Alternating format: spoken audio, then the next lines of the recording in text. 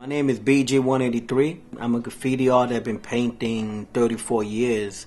My name is Bayo. I'm one of the members of Tats Cru. Been part of the crew since the early beginning in the 1980s. My name is Nice. I'm one of the founding members of Tats Cru. I've been painting since 1980, and this is what I do for a living.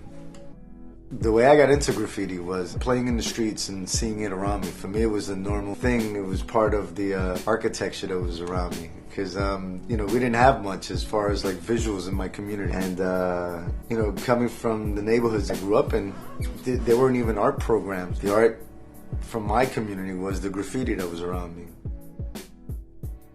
In the beginning, how I got into TAT, there was an artist called Bayo, and I met Bayo in high school. We started talking and we became good friends. And then after that, we was into graffiti, again, writing inside the school. So to become famous and to become recognized, for the other people that's, doing graffiti, you have to get busy. I remember us, being graffiti artists, hardcore graffiti artists, we got into beef, we fought, we stole paint. And now, now we're getting hired to do work for people like Coca-Cola, mom and pop store.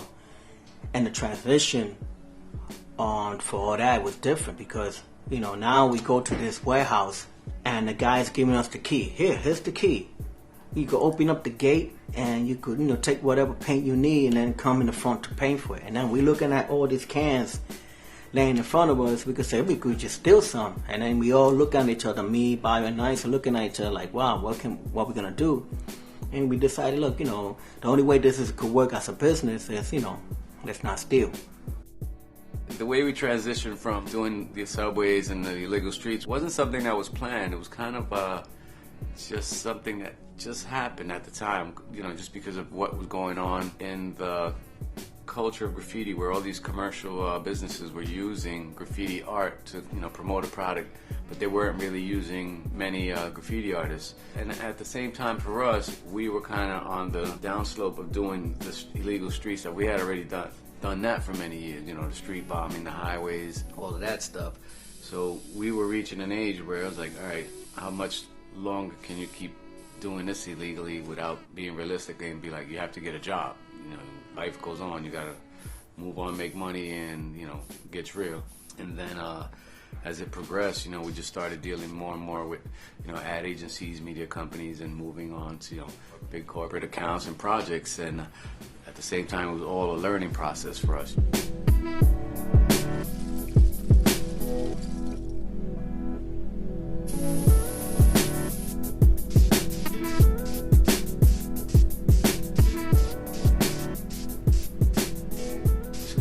Feel like with graffiti is vandalism. I mean, everyone has their opinion, and again, there are two sides to every story, two sides of every coin. For me to stand here and say that we didn't start out writing on trains, painting on property, what people perceive as destruction of public property, be a hypocrite. But we've sort of grown, and there is another side to the graffiti where it's being used in a positive way, where a lot of these artists have moved on and have businesses, are creating artwork for movies, music videos, painting schools, children's centers, just doing lots of positive things with this graffiti art. It's not only a one-sided argument where all we do is go out and destroy the sides of buildings or people's cars.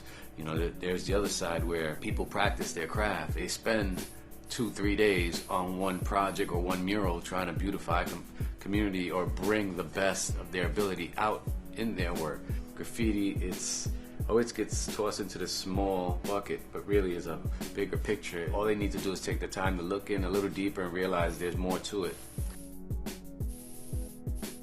These walls, in a lot of cases, become a sense of healing points where the families can go and light candles, and in essence, it's kind of like a wailing wall. It's a place where friends can gather without having to go to a cemetery. In ways, they become kind of that way of keeping that person within the community. And that's just one story of the city. So it's kind of like these walls become their epitaph of who they were.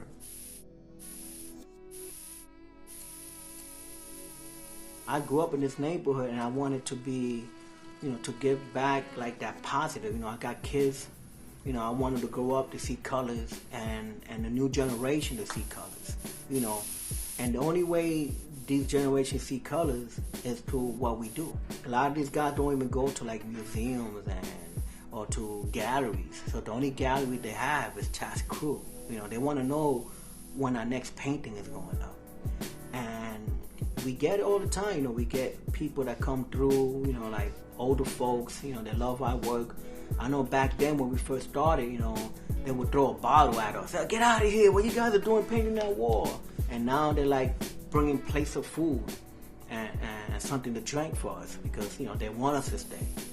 So I think that impact really changed, and it also changed, people that want to become graffiti artists. They don't have to go street bombing.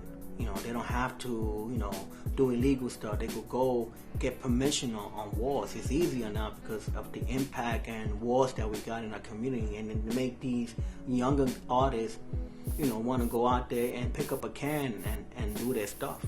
All of us as artists, me, Bio, Nicer, we've been doing it for so long that we don't want to get on it. We just love what we do. We love to paint, and we like to pick up a can, shake a can, and write on a wall. That's what we do. And, the community want to give us that clap. Hey, give it to me, but I'm doing it because I love what I do, and that's producing art with spray cans.